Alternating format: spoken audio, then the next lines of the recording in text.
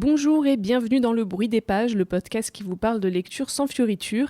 J'espère que les vacances se passent bien pour vous. Moi, je suis en plein dedans. Et toi, Catherine, je crois que c'est pour bientôt. Oui, bonjour Marine. Écoute, je compte les jours, mais ça y est, j'y suis presque. Alors, qui dit vacances, dit voyage. Et que ce soit la Bretagne, la Côte d'Azur ou le bout du monde, c'est toujours l'occasion de voir un peu du pays. Mais pas forcément besoin d'aller plus loin pour se dépayser. On peut aussi se plonger dans un bon livre. Donc, pour cet épisode estival, on a choisi des titres qui, on l'espère, vont vous faire voyager un peu. Et au programme de ce numéro 17 du Bruit des Pages, il y a donc Le pays des autres de Leila Slimani, Au café de la ville perdue d'Anaïs Liobet, L'usage du monde de Nicolas Bouvier et la BD Suzette ou le grand amour de Fabien Toulmé. Allez, c'est parti pour ce petit road trip littéraire.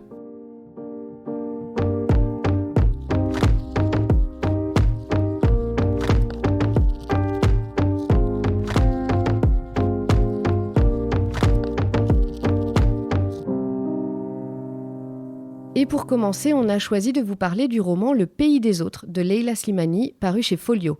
Cette saga familiale qui se passe au Maroc dans les années 50 était dans notre pile à lire depuis quelque temps déjà. Alors cet épisode était l'occasion parfaite pour se mettre à cette lecture. En 1944, Mathilde, une jeune Alsacienne, s'éprend d'Amine, un Marocain combattant dans l'armée française. Après la libération, le couple s'installe au Maroc, à Meknès, ville de garnison et de colons. Tandis qu'Amine tente de mettre en valeur un domaine constitué de terres rocailleuses et ingrates, Mathilde se sent vite étouffée par le climat rigoriste du Maroc. Seule et isolée à la ferme avec ses 2 enfants, elle souffre de la méfiance qu'elle inspire en tant qu'étrangère et du manque d'argent. Le travail acharné du couple portera-t-il ses fruits ? C'est une lecture que j'ai trouvée assez déroutante en fait. J'ai été vraiment surprise parce que je m'attendais pas du tout à ça. Étant grande lectrice de saga familiale, je commence à être un petit peu habituée au format et en gros, en général, tu sais à peu près à quoi t'attendre avec ce genre de lecture. Et là, Leila Slimani ne suit pas du tout les codes habituels de la saga familiale. Alors dans un sens, c'est vrai que c'est un peu décevant, mais moi je dirais que c'est plutôt une bonne surprise parce que pour une fois, on a une lecture assez différente. Moi, j'avais adoré Chanson douce et du coup, peut-être que j'attendais un peu trop de ce roman. J'ai pas été aussi transportée que je l'imaginais, alors que pourtant le sujet avait vraiment tout pour me plaire et que j'avais eu un gros coup de cœur justement pour le précédent livre de Leila Slimani. Et moi, je dirais que ce premier tome était plutôt décevant comparé à Chanson douce. Ouais, alors moi je l'ai pas lu Chanson douce, donc je peux pas vraiment comparer. D'ailleurs moi c'est la première fois que je lis Leila Slimani, donc pour moi c'était un peu une découverte de cette autrice. Une des choses qui m'a le plus surprise, c'est que il n'y a pas un seul personnage qui soit vraiment sympathique dans cette histoire. Je trouve que Mathilde et Amine sont pas particulièrement des gens gentils, et puis même leur fille Aïcha. Au début, paraît un peu sympathique. En fait, elle n'est pas très sympa non plus. Donc, encore une fois, déroutant. Et du coup, c'est vrai que c'est dur de s'attacher et de s'identifier au personnage. Donc, expérience de lecture assez étonnante quand même, parce que on lit un roman pour lequel on ne s'attache pas au personnage. Et en même temps, je trouve que Leila Slimani a quand même bien réussi ses personnages principaux parce que ils sont pas du tout simplistes. Ils ont plein de dimensions, ils sont pas caricaturaux. Et ça, j'ai trouvé que c'était très intéressant. Et puis, Leila Slimani aussi, on sent qu'elle ne juge pas ses personnages. Elle les présente tels qu'ils sont. Elle a aussi même presque de l'indulgence envers eux, malgré tous leurs défauts et ce côté pas sympathique. Ouais, comme toi, moi c'est vrai que j'ai eu beaucoup de mal aussi à m'attacher à ces personnages, mais pour d'autres raisons. J'ai trouvé qu'on restait très en surface des émotions, des ressentis, et qu'on avait du mal finalement à entrer dans l'intimité de la famille. Et on a un peu le sentiment que l'autrice a voulu éviter à tout prix un parti pris ou toute caricature manichéenne, et on se retrouve avec des personnages un peu ternes, moi je trouve. J'ai particulièrement été déçue par le personnage de Mathilde d'ailleurs, parce que je m'attendais à trouver un peu une grande héroïne, une espèce de combattante, enfin en tout cas un personnage féministe assez fort, c'est en tout cas comme ça qu'elle est présentée dans le résumé, et en plus on s'y attend d'autant quand on connaît l'engagement de Leila Slimani sur ces questions, et au final je trouve qu'on passe un peu à côté quand même de ça. Mais c'est marrant parce que tu dis ternes, mais moi je trouve qu'ils sont pas ternes, c'est juste que c'est pas des personnages romanesques comme on a l'habitude de les voir dans une saga familiale. Ça. Ouais, mais du coup j'étais déçue. Et voilà, c'est ça. Voilà. C'est juste pas les personnages auxquels tu t'attendais. Voilà, c'est mais ça. Ils sont pas non plus ternes. Enfin, je veux dire, la Mathilde là, c'est même plutôt une grosse emmerdeuse, quoi. Ouais, tu vois, mais elle sait pas ce qu'elle veut. Oui, mais terne dans le sens où, ça te chamboule pas, quoi. Quand tu la lis, t'es pas bouche bée devant cette femme, ou devant sa force de caractère, ou devant... Enfin, je sais pas, ouais, moi, elle m'a laissée assez indifférente, en fait. Ah ouais, et alors je trouve que bon, en fait on retrouve la même chose avec l'histoire en elle-même, c'est-à-dire que on s'attendrait à l'histoire un peu classique, genre la Française qui tombe amoureuse du Marocain au lendemain de la Seconde Guerre mondiale, ils s'installent au Maroc, ils doivent faire face à toutes les difficultés pour faire accepter leur couple mixte, mais heureusement leur amour permet de dépasser les situations, et en fait on se rend compte que dans l'histoire, c'est pas du tout ça. Ouais. Et même, on sent très vite que bon, cet amour est peut-être pas si fort que ça.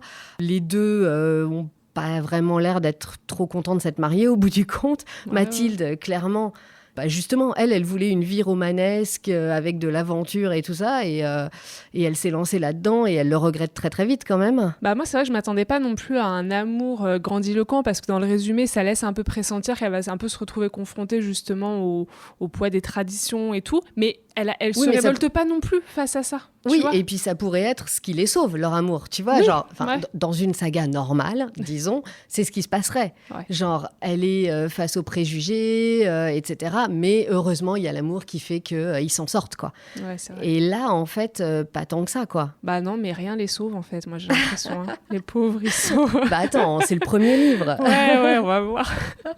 Moi, je trouve que du coup, Leila Slimani, elle a vachement retourné tous ces codes de la saga familiale. Et finalement, c'est vrai, elle nous décrit une vie assez normale, hein, sans grands effets dramatiques. C'est une histoire banale. Et c'est ça qui est assez surprenant, je trouve. Et il y a une métaphore, je trouve, dans ce roman qui représente assez bien ce que je pense a voulu raconter Leila Slimani, c'est ce citrange. C'est Amine qui, quand ils s'installent dans leur ferme, a greffé une branche de citronnier sur un oranger. Ou alors c'est l'inverse, je me souviens plus exactement. Et en gros, ça donne... la greffe, elle prend. Ça donne un fruit, mais c'est un fruit qui est très amer.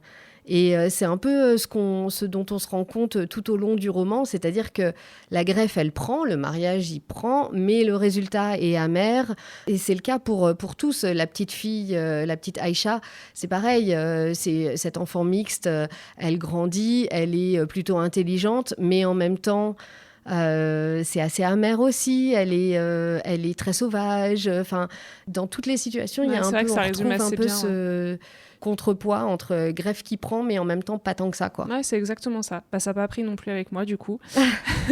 mais j'ai trouvé que c'est ce que tu disais, en fait. Il manque un peu un souffle romanesque à cette histoire, parce qu'on s'attend à cette saga historique avec ses drames, ses rebondissements, et puis en fait, on se retrouve à un quotidien un peu morne, un peu banal, sans réelle évolution narrative. Et je trouve que c'est dommage, parce que même par moments, l'autrice, elle fait un peu monter la sauce sur des événements. On se dit, waouh, il va se passer un truc de dingue, je vais pleurer à la fin du chapitre, sans aller jusque là, mais en tout cas je vais avoir envie de continuer. Puis ça retombe comme un soufflé, il se passe rien, et moi par moments j'ai un peu dû me forcer quand même pour avancer dans le roman, parce que je m'ennuyais. Alors par contre c'est vrai que ça prend un peu d'ampleur quand même dans le dernier quart, allez, peut-être même dernier tiers, on va dire, du roman. C'est un peu poussé par les événements historiques, et là j'ai ressenti un peu plus d'intérêt quand même dans cette dernière partie. Ah ouais, alors tu vois, moi, j'ai pas été hyper emballée comme je peux l'être pour certains romans, mais j'ai quand même beaucoup aimé, et je l'ai lu quand même vraiment très rapidement.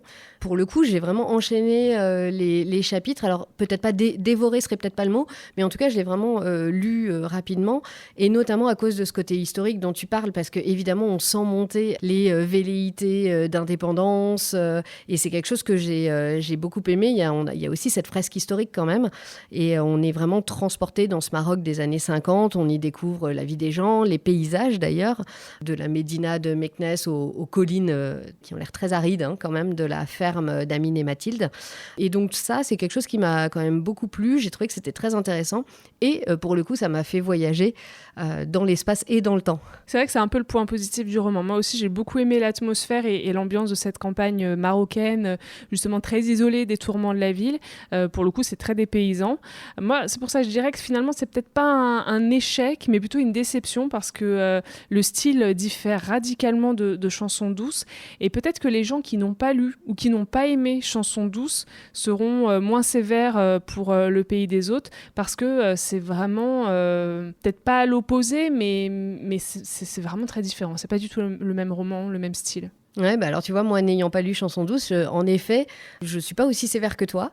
Et d'ailleurs, j'ai quand même très envie de lire la suite Regardez-nous danser, qui est donc sortie cette année. Et donc, si je comprends bien, il y en a un troisième après. Ouais, c'est ça, c'est une trilogie. Moi, je m'interroge, parce qu'il paraît que le deuxième est meilleur. Donc, est-ce que ça vaut de se lancer dedans ? Je sais pas, je suis pas entièrement convaincue. Je vais attendre qu'il sorte en poche et puis on verra. Mais oui, ça vaut le coup.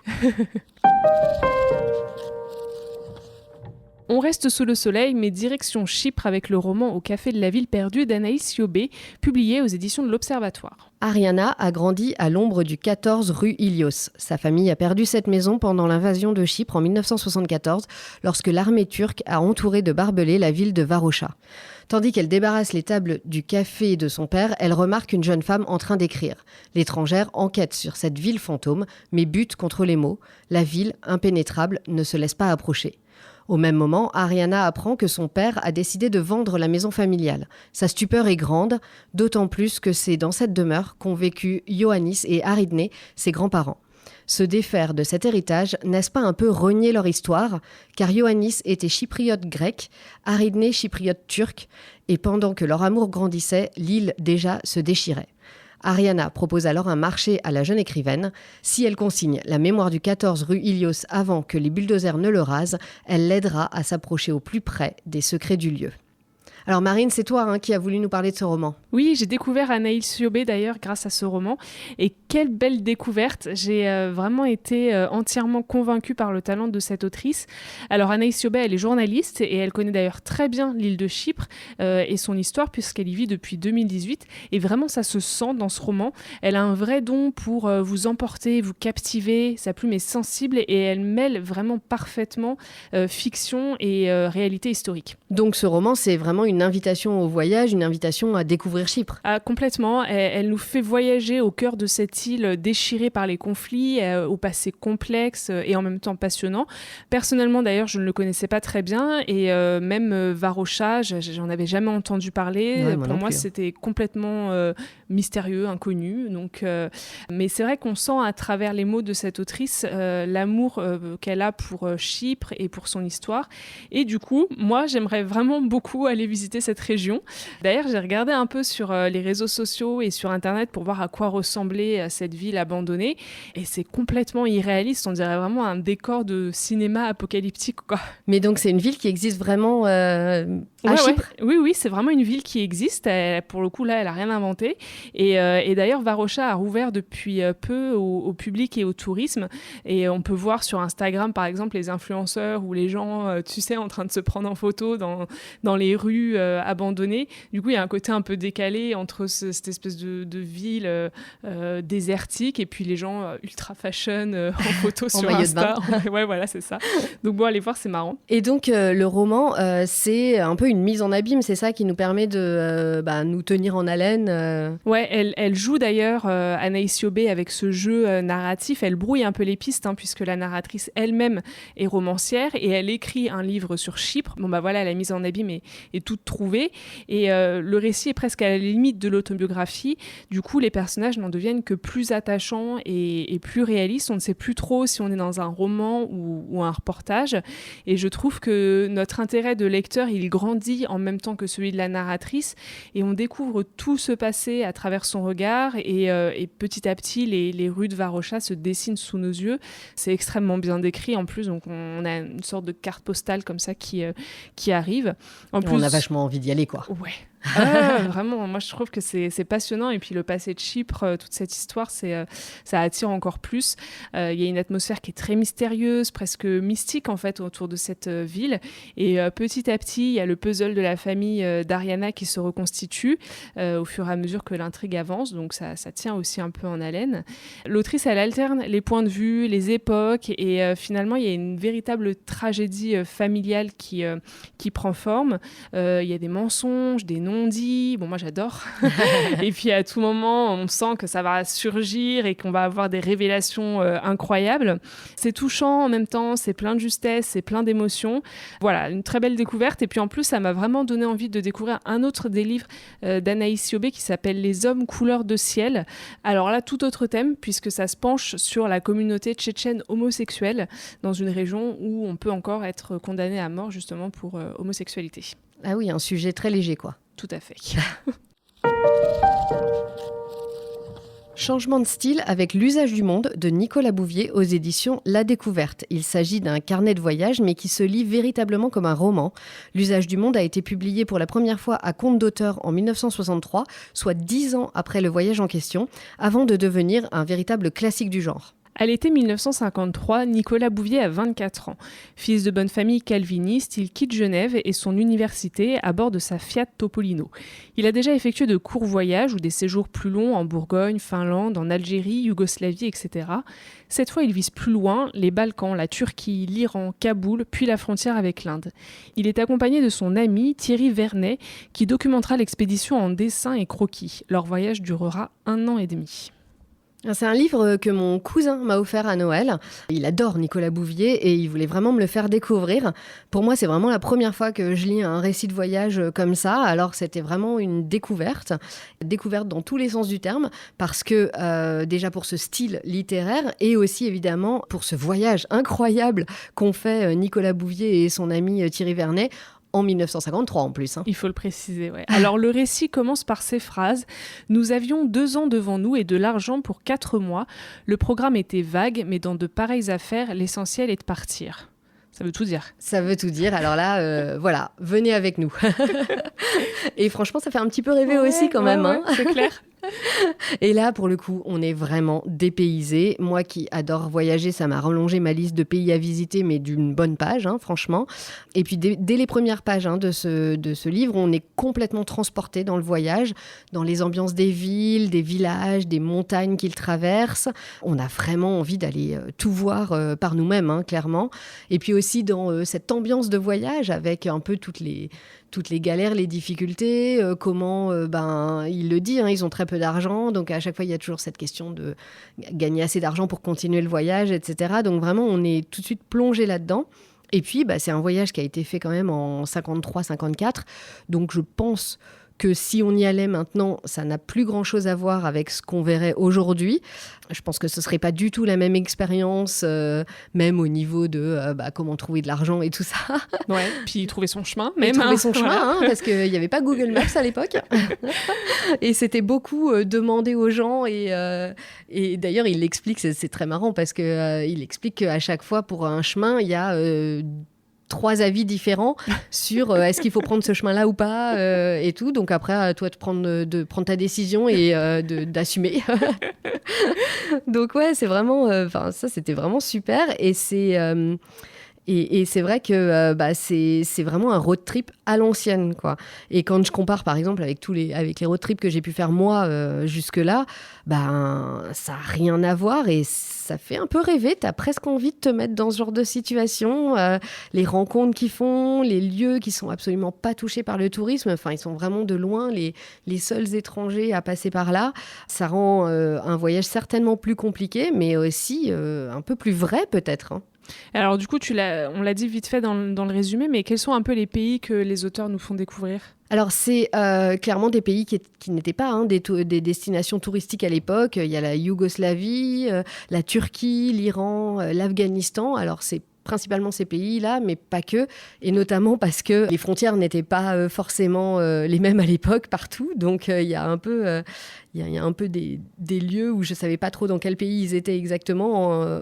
À ce moment-là. Voilà, dans le livre, il dit dans quel pays ils sont, mais quand tu regardes sur la carte, c'est plus le même pays maintenant. Ouais.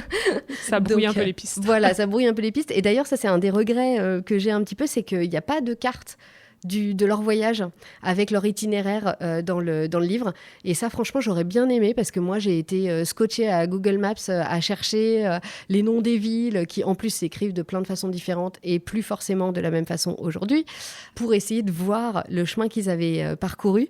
Et bon, moi j'adore regarder les cartes et tout. Donc ouais, j'aurais vraiment bien aimé. Je trouve que ça aurait été un petit plus dans le livre. Moi, c'est un appel à une réédition alors. Exactement. Et puis j'avoue que j'ai aussi passé mon temps à chercher des photos et des informations sur Nicolas Bouvier et Thierry Vernet que moi je ne connaissais pas. Pour essayer d'un peu mieux les imaginer dans les paysages, dans leur voyage, enfin comment ça pouvait se passer et un peu comparer avec ce que Nicolas Bouvier décrit. Et c'est vrai que j'aurais pas été contre quelques petites photos aussi en plus dans le livre. Mais pourtant, il y a les textes qui sont accompagnés des croquis de Thierry Vernet, non ? Oui, tout à fait. Et d'ailleurs, ça, je trouve que c'est vraiment un plus aussi dans ce livre. C'est-à-dire que, donc, ils sont partis tous les deux. Et Thierry Vernet, lui, qui est artiste, gagnait sa vie en peignant des toiles, etc. Et a aussi fait des croquis qui sont donc inclus dans le livre et qui correspondent en général à peu près à ce qu'on est en train de lire. Pour le coup, ça, c'est un plus. Donc, on n'a pas de photos, mais on a les croquis.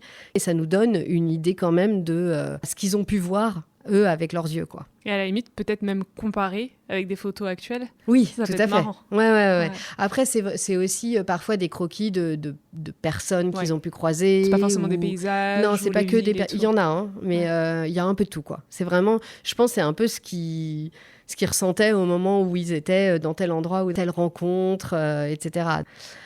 Et je trouve aussi que Nicolas Bouvier a une plume particulière. Il a vraiment réussi à capter les petits moments importants de toutes ces heures et ces journées de voyage. Il fait appel à tous les sens. Il décrit les paysages, les musiques, les odeurs, les goûts des plats qu'il déguste. Et surtout, il en fait un véritable récit avec des rebondissements, etc.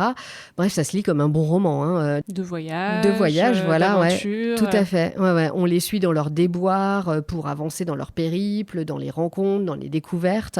Il y a aussi de très belles réflexions presque philosophiques au fil du texte. C'est poétique même parfois. Et puis, il y a aussi pas mal d'humour. Moi, il y a une chose que j'ai beaucoup aimée, c'est leur voiture. Ça, pareil, je suis allée voir quand même quelle tête elle avait. C'est une voiture minuscule. C'est pas une Fiat 500, mais ça a à peu près la taille d'une Fiat 500. Donc, tu te dis, mais comment ils ont fait pour aller dans les montagnes iraniennes, dans les déserts, etc., avec une telle voiture. Et elle a tenu. Et surtout comment elle a tenu. Et en effet, on se rend compte que c'est une des principales occupations de leur voyage, c'est de réparer la voiture, de réussir à avoir la pièce qui manque, etc. D'ailleurs, je me dis, ils sont devenus des vrais mécanos. Genre, à cette époque, il aurait fallu savoir réparer une voiture de A à Z, quoi. T'imagines si tu y vas avec une électrique aujourd'hui, c'est mort, tu peux pas. Ce voyage-là, c'est impossible. Et donc, non, mais par exemple, tu vois, ils racontent que ils ont traversé le désert iranien en secondes parce qu'ils pouvaient plus passer les vitesses. Oh là là. Donc des heures et des heures et des heures dans un désert. Sans la clim. Sans la clim, évidemment, en secondes. S'il te plaît. Bah non. Et voilà, donc c'est des trucs vraiment qui m'ont bien fait rire aussi. Et ça donne aussi une certaine légèreté à ce voyage. Voilà, donc L'usage du monde, c'est un récit d'un autre temps qui nous invite clairement au voyage et à la découverte et qui nous fait aussi découvrir un monde qui a bien changé depuis, mais pour ma part qui me fait toujours beaucoup rêver. C'est vraiment idéal pour se dépayser. Allez, on prend note. Pour notre BD du mois, on s'est tourné vers une valeur sûre. On vous propose un petit road trip vers l'Italie, cette fois-ci avec Suzette ou le grand amour de Fabien Toulmé. C'est publié chez Delcourt. Veuve depuis peu, Suzette repense à Francesco, son premier amour perdu de vue il y a 60 ans. Sa petite fille Noémie l'invite alors à partir à sa recherche. Sur la route de l'Italie, les deux femmes vont, du haut de leur génération et de leurs expériences respectives, échanger sur la vie de couple, l'engagement et les histoires qui durent. Et s'il n'y avait pas d'âge pour vivre le grand amour ? Alors moi j'ai lu cette BD quelques mois après l'Odyssée d'Hakim dont vous avez déjà parlé et qui avait été un gros coup de cœur pour moi mais pour toi aussi Catherine. Ah complètement, c'était un de nos premiers épisodes d'ailleurs. Ouais, exactement, je m'en rappelle. C'est vrai que cette fois-ci on s'éloigne complètement de la question migratoire que l'auteur abordait dans cette trilogie et avec Suzette, Fabien Toulmé se penche sur des thèmes comme le couple, la sexualité, les différences générationnelles, donc complètement rien à voir. Absolument rien à voir. Alors moi aussi, je suis une grande fan de Fabien Toulmé depuis qu'on a lu l'Odyssée d'Hakim. Et du coup, ça se confirme complètement avec Suzette ou le Grand Amour. Je l'ai lu l'été dernier quand il est sorti et je l'ai relu juste avant d'enregistrer cet épisode pour me le remettre en tête. Et à chaque fois, c'est un vrai succès et un vrai plaisir de lire Fabien Toulmé. Bah ouais, pareil. Donc dans cette BD, on suit du coup ce duo très touchant, celui de Noémie et de sa grand-mère Suzette, durant tout ce road trip en Italie pour tenter de retrouver l'amour de jeunesse de Suzette. Et les deux femmes vont en profiter pour se confier l'une à l'autre et incarner un peu une sorte de relation idéale entre petite fille et grand-mère, et surtout entre deux générations de femmes qui n'ont pas du tout vécu à la même époque. Et pourtant, elles se posent les mêmes questions en fait. Oui, c'est ça qui est hyper intéressant d'ailleurs dans cette BD. Moi, j'ai adoré le style, enfin, c'est déjà le cas, mais c'est confirmé là, le style de Fabien Toulmé, ses dessins, l'utilisation des couleurs dans cette BD, je trouve ça vraiment super joli. C'est très simple, c'est peut-être même simpliste, mais en même temps, ça marche super bien. Et je trouve qu'il y a beaucoup de délicatesse dans son trait, mais aussi dans le propos. Donc, comme tu disais, on aborde plein de sujets hyper importants sur le couple, sur la sexualité, etc. Et je trouve que la façon qu'a Fabien Toulmé d'aborder ces sujets est vraiment très posée. Il y a une grande douceur et pour autant, il ne survole pas non plus les thèmes. Il va vraiment au fond des choses et de façon très intelligente. Et je trouve qu'il sait toujours rendre ses histoires hyper émouvantes. T'es vraiment à la limite de verser ta petite larme parce que t'es complètement tombée amoureuse des personnages et de leur histoire. Tu la verses même. Oui, tu la verses. Carrément, disons-le. Disons-le, avouons-le. Avouons-le. Dans Suzette, j'ai vraiment beaucoup aimé l'échange entre la petite fille et la grand-mère, sur l'amour, sur le couple, sur la place des femmes dans le couple, même aussi sur le rapport des femmes à leur corps. Je trouve ça vraiment très bien raconté et très féministe. On serait presque étonné venant d'un auteur homme. Ouais, complètement. Mais comme quoi, c'est possible. Et par exemple, la discussion entre Suzette et Noémie sur la pénétration, c'est cash, quoi. Ça m'a fait trop rire. Ouais, et en même temps, franchement, c'est bien, c'est bien d'en parler. C'est pour ça que je parle de relation idéale, parce qu'en vrai, alors moi je sais pas, mais personnellement je n'aurais jamais abordé ces questions-là avec mes grands-mères.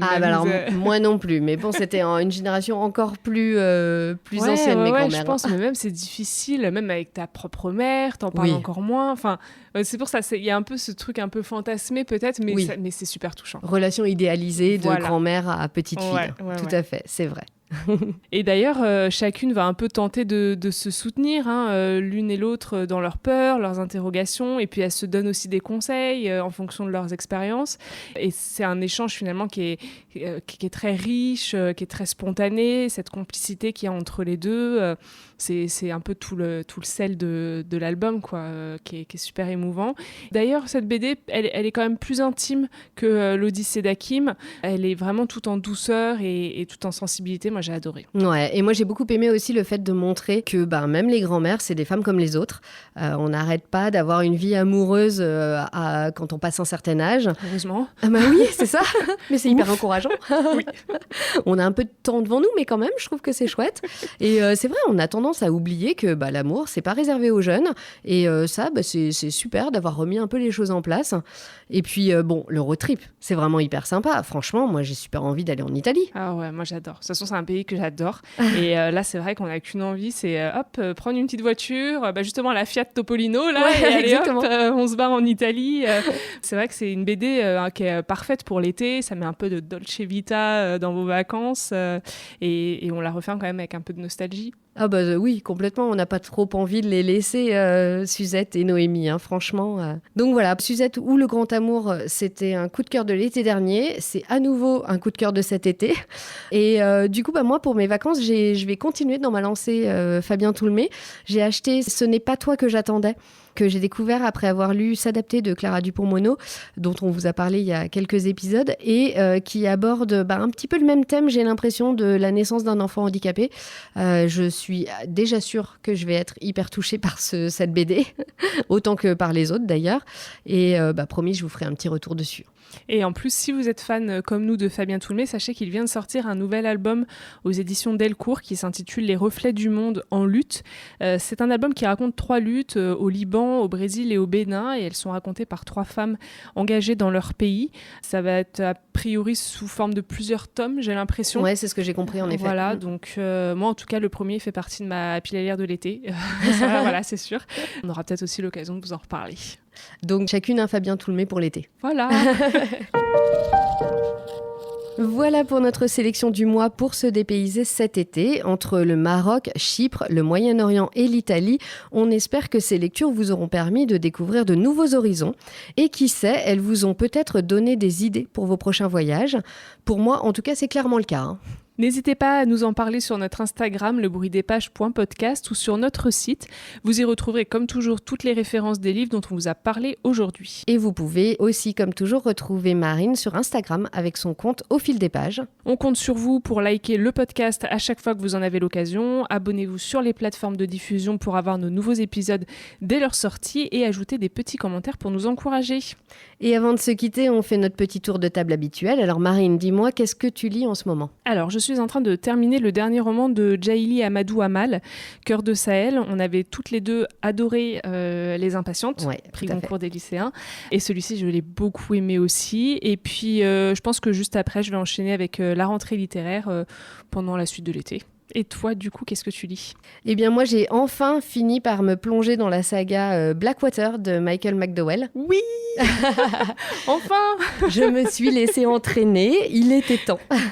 J'ai fini hier soir le premier, La Crue, et j'ai enchaîné ce matin avec le deuxième, La Digue. Évidemment. Non, je vais attendre un petit peu. Voilà, j'ai pas pu m'arrêter comme ça. Je m'en doutais. C'est la fin de cet épisode. On vous souhaite un très bel été, de bonnes vacances et de belles lectures. On se retrouve à la rentrée pour une nouvelle saison. Alors rendez-vous à la prochaine page.